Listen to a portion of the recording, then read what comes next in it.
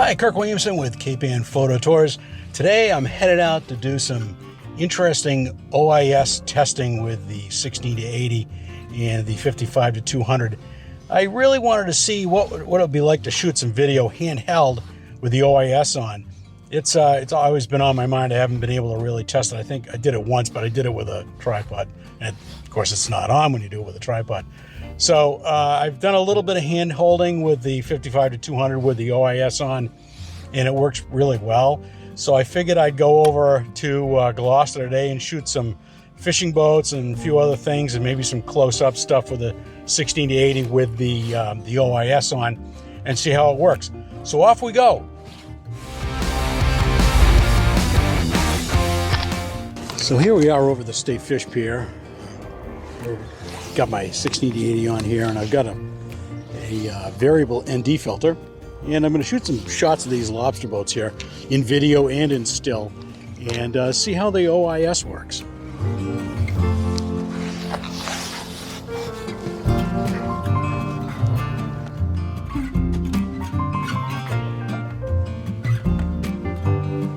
That was incredible. The video was really still. I'm pretty amazed, very still. So let's take a few more.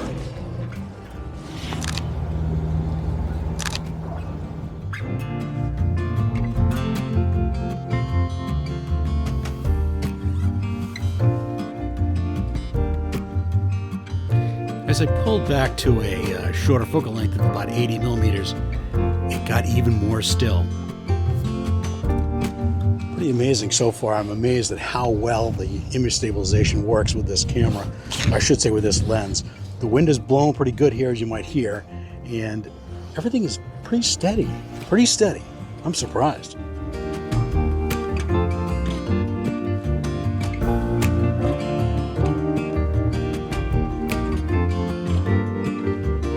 Back to 80 millimeters, it started to give me a little more side to side again.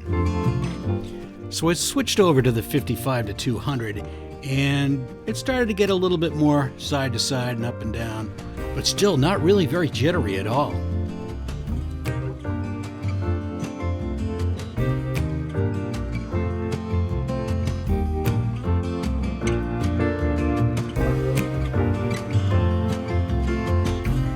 So, very interesting test, and this is just for fun. We're probably would never use this unless, shooting video handheld is always kind of a iffy thing. You want to try and put it on a tripod if you can, like the Pocket's on a tripod right now. But I'm going to see what happens. It's always fun to experiment and fool around with things, so we'll see what happens. Well, this is at 300, or I should say 255 to 200, and it's great.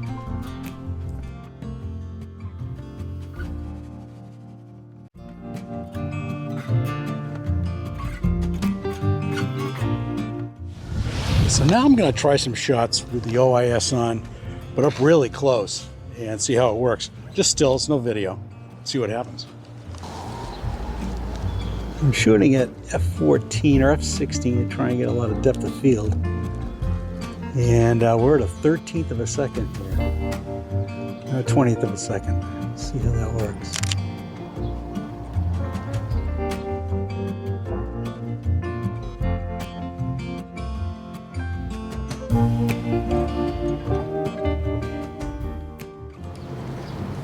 This is at a 40th of a second of this knot here.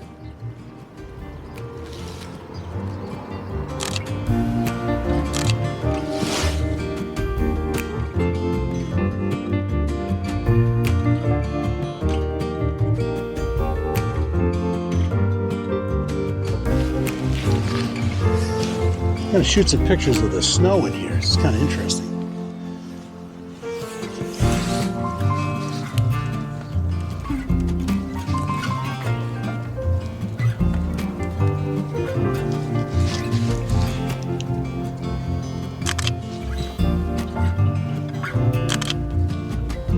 It's a real OIS test, that's for sure.